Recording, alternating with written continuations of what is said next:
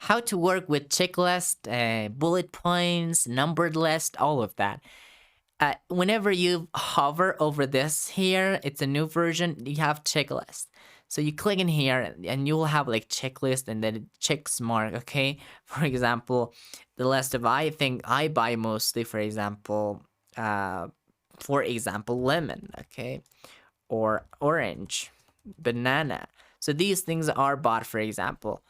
And whenever it's bought, I check mark it. Okay, so that is checklist.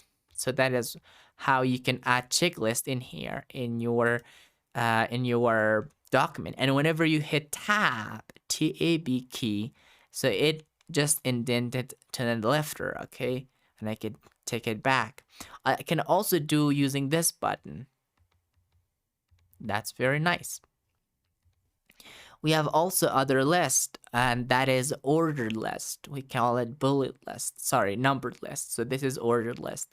And we have different things in here, like numbering, for example, like lemon, orange, tomato. Yeah, there you go. It's already banana is wrong. Okay, so this is numbering. And when you hit tab, it convert to another list. And also you can see that in here in your settings as well. So let's go to here and you can see it right over here. You can also change this to a unordered list. I call it some bullet list. So there you go.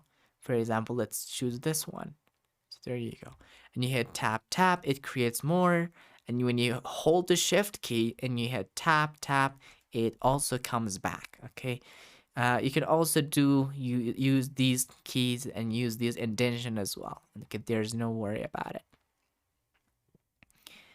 All right, so that is about listing.